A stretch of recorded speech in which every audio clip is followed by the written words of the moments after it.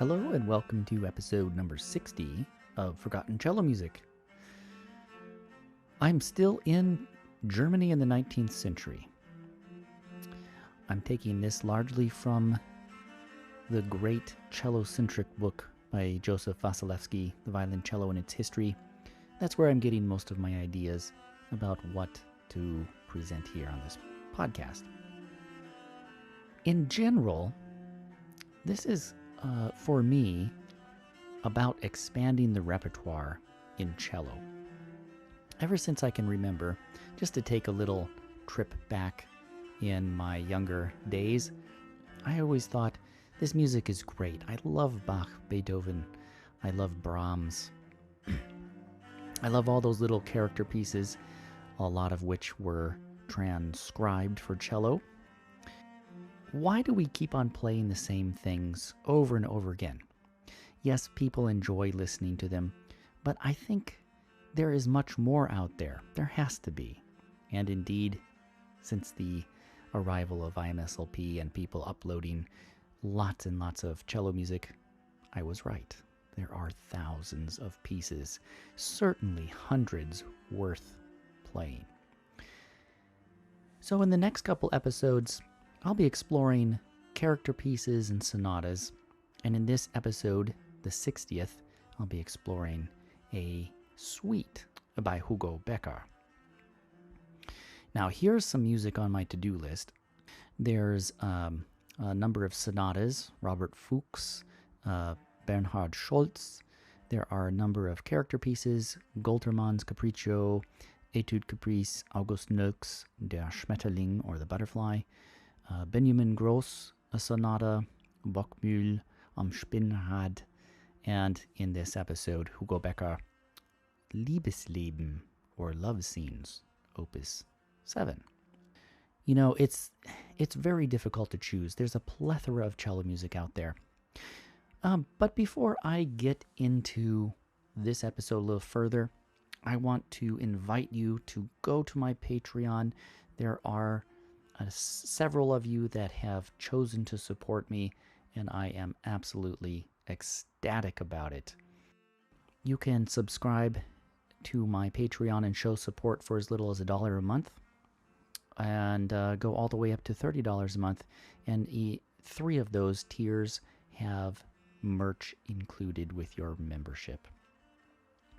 And very occasionally I upload little tutorial videos, maybe even a PDF here and there, and I have recently given my members a peek at an upcoming publication that I have in the works. In fact, I have 2 publications in the pipeline, one being a set of etudes or studies for beginning cello, and I walk cello students through these etudes with annotations and brief explanations of how I would go about it.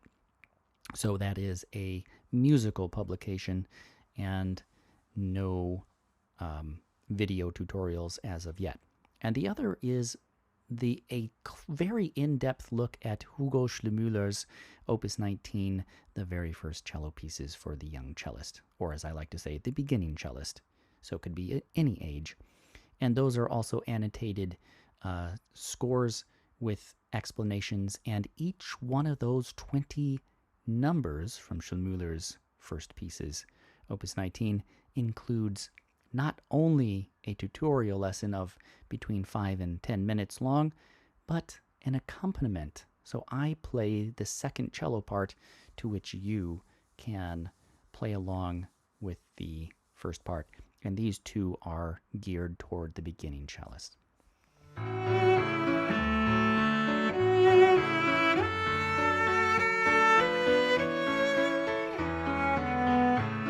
Now, back to episode 60.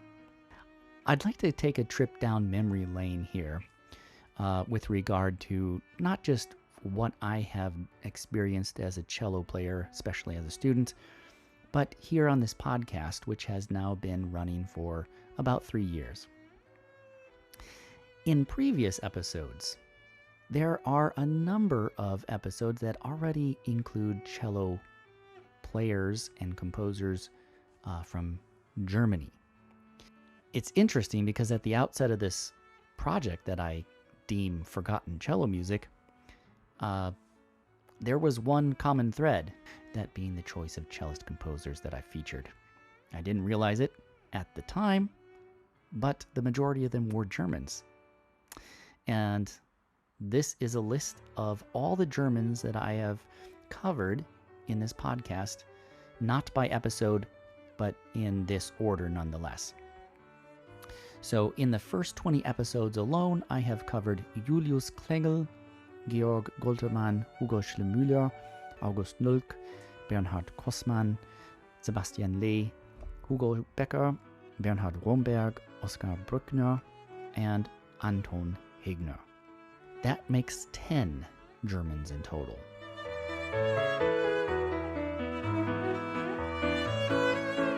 The number of compositions written by cellists in the Romantic era just are huge. There's lots of music out there, and it's very accessible to beginners and intermediate players especially.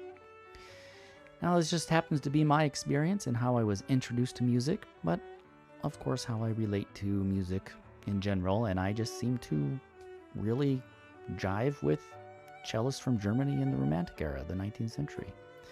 For me, there's a lot of interesting works in this period and from that country, and in recent weeks, I wish I had spent more time practicing piano as my second instrument than wishing I had the talent to do it, because I would love to be able to accompany myself, record it as I do for cello. It would streamline the recording process greatly and be able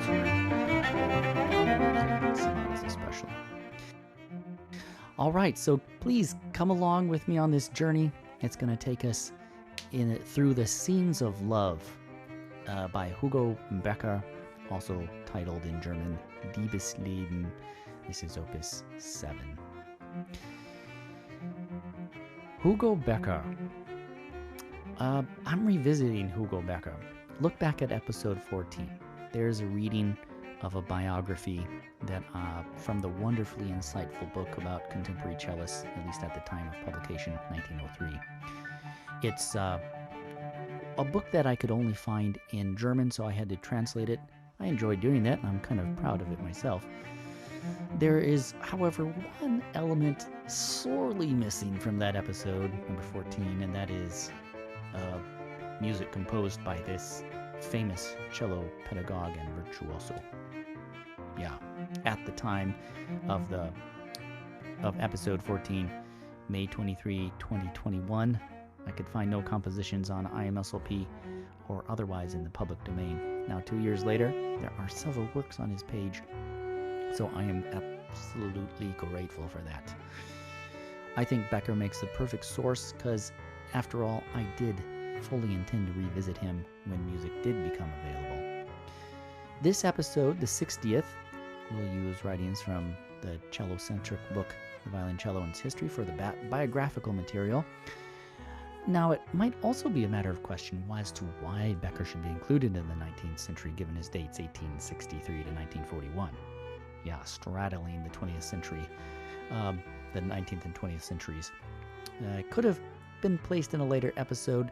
However, the first argument is that Wasilewski put him in this era, and my own reason, and the second one, is that his music is firmly in the late Romantic style. On to Liebesleben, Opus 7, Love Scenes.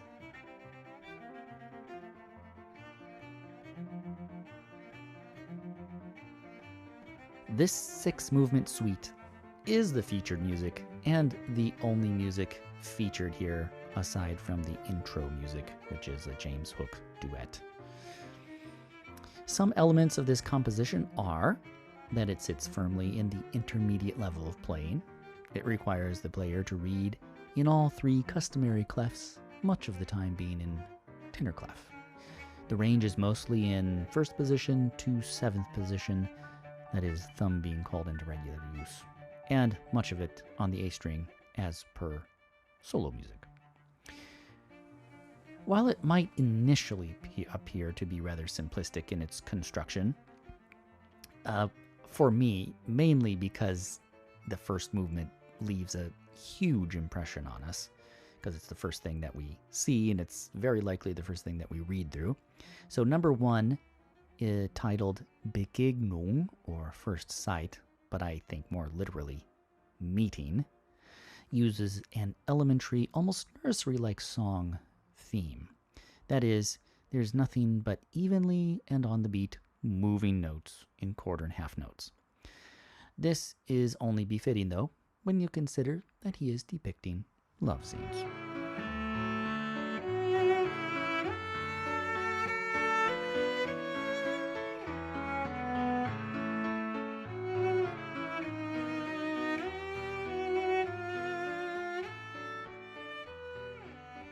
So it's like this prelude.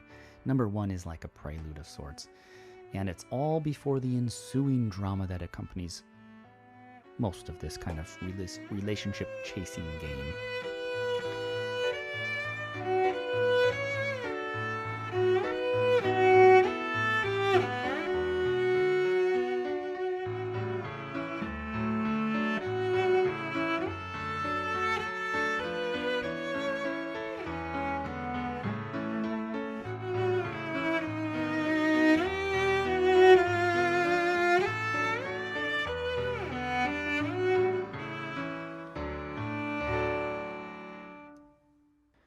Number two is called Zweifel, or doubt. It moves on from that innocent meaning to those thoughts that eventually creep in, suggesting any number of reasons why we might or might not have a chance with such a fair creature. This movement in particular contains lots of rhythmic ambiguity. Maybe that's not the right word. It's like a motive or phrasal ambiguity. It's like it's there, but you doubt whether you should go on, whether you should go up, whether you should go down, faster, slower. There are dramatic swings in dynamics and in range, so you're also quickly ascending, and then just as quickly as you went up, you descend back down to earth, as it were. But in the middle, there's this element of calm, happy feelings. You just take it as it comes. You're very happy that you met the person, and very soon you recoil back into that mindset that can so easily create doubt.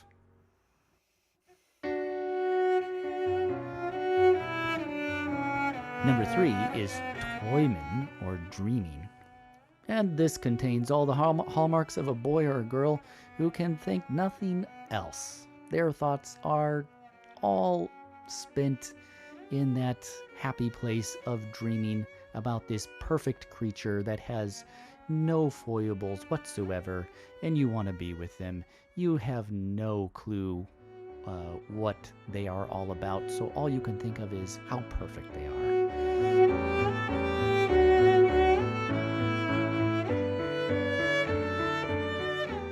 Number 4, Tänderlei, or Flitting, is the only really fast-paced number. It goes, and it goes quickly. I did not play it at tempo because it is hard, actually. It is intermediate level, but it goes very quickly, and I need a lot more practice time. Anyway, it requires agility and precision, not to mention careful coordination for all those very quick string crossings. It really does, in my opinion, call to mind those anxious, flitting feelings like, oh, I want to meet that, oh, there that person goes, oh, butterflies. Yeah, you're making the decision to pursue that person, that special person, so yeah, you've got a lot of emotion, you've got a lot of feelings riding there. Number 5 goes on to Frage, or question. And what other can this be than directly going up to the girl or that boy? For me, it was the girl approaching and asking whether by words or by actions, can we spend time together? No, you're imploring, I want to be with you. And I think this does a very nice job of it. You know, the questions, they rise, they fall, they rise, they fall. Always questioning, always, please, let's do something together. Let's go out, let's get some food, let's go for a walk, and so on. It's not a long number, so fingers crossed, hopefully the answer is forthcoming and it's the one we want.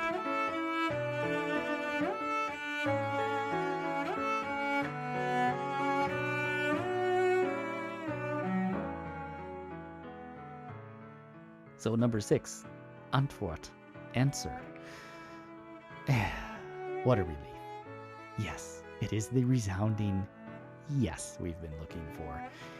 She is willing, or if it's a girl listening, he is willing. We can go together.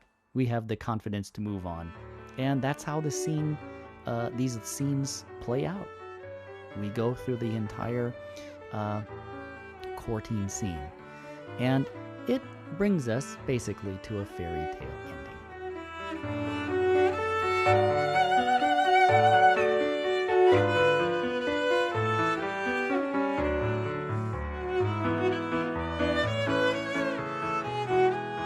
Now a little bit from, well, actually most of what Wasilewski wrote is right here. From the Violoncello and its History, pages 137 and 138, Hugo Becker was a pupil of Friedrich Grützmacher and son of the famous violinist who founded the Florentine Quartet.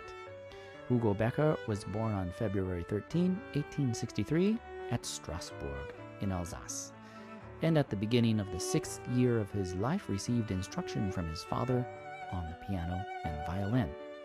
When he was 9 years old, he heard a violoncello played in church, and this made such an impression on him that he decided in favor of that instrument.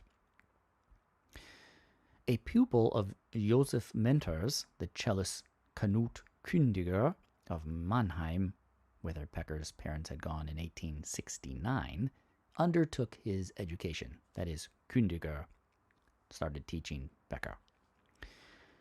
At the age of 15, he had made such progress that the place of second cellist was offered to him in the orchestra of the Mannheim Court Theater, which he accepted. At the end of 9 months, he gave this up in order to go through a course under Grützmacher, from whose instruction he benefited for 5 months. Having returned home, his father undertook his further tuition and used to play to him studies and concert pieces on the violin, which greatly assisted his progress in regard to their comprehension and rendering. The circumstance that he was constantly hearing in the parental home a great deal of chamber music in the best manner, and himself took part in it, was of great value for the young man's musical education. In the year 1880, Jean Becker resolved to undertake concert tours with his son Hugo and his brother and sister Jean, a pianist, and Hans, a tenor, during which the young cello virtuoso, then 17 years of age, gained his first laurels. While the Becker family quartet was performing in London, Hugo Becker had the opportunity of being brought a good deal in contact with Piatti, yes, the Alfredo Piatti, which was not without producing some influence on his playing.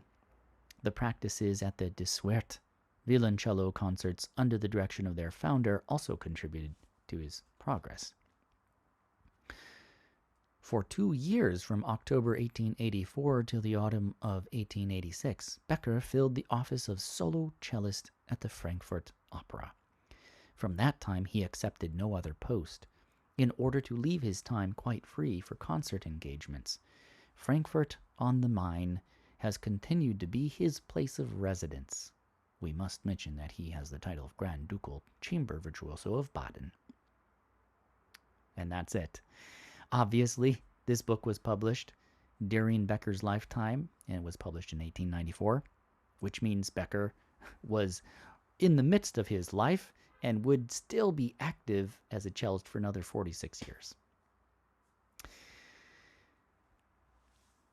As far as playing Becker's music, you know, if this composition is any indication of Becker's abilities with a pen and writing out musical ideas, then we should hope that he composed many more pieces that we could enjoy. His creative approach to painting sound pictures, tone poems, anyone, is nothing to sneeze at. At least I think of them as tone poems. As it is with all of my posts in social media, basically, I want, not basically, but I want to bring attention to the neglected and outright forgotten music for the cello. I mean, this suite about love scenes, Liebesleben, is no exception. I would greatly encourage any of you to learn it, play it, teach it to your students. You know, if you're a pianist listening, look up the music, learn the piano part, and find a cellist to play with. It's a really nice piece of music. I hope you like it too. Anyway, did you find this piece of music as charming as I did? Now, it will be playing. It has been playing throughout the episode, and I've given you little chances here and there to listen to it without me talking over it. Let me know. How do you find it? Also, go to my YouTube channel to listen to it without any talking whatsoever. I've made it a full video, one video, with all 6 numbers from this suite. And if you're a cellist, post your own renditions. Send me the link so I can go watch it. I'd love to see how you interpret the music, and it'd be fun to mention that other people played it on account of this podcast, so I could mention it in the next episode. Well, thank you very much for listening. It's always a pleasure to come up with a new idea. It takes me quite a long time to get everything together, considering I have lots of other activities I need to teach, make money and all that. But with some more hard work, I do hope that I can make this a bit more of a staple for income. So please go to my Patreon, buy my publications. I'll leave a link to where you can purchase those. If you want to purchase it directly, any of the publications directly from me, you can do so by contacting me and sending me the fee for the PDF directly to my PayPal account, and I'd be happy to send you a PDF file through email. Next up, the next episode, 61, will likely be one about cello sonatas. So we remain in the 19th century in the German realm. There's just way too much music over here in this area, in this period, that I want to play. And it's, like, of course it had such an influence on me, I think it would be a shame to move on too quickly. So I will be doing at least one more, if not another episode after that as well.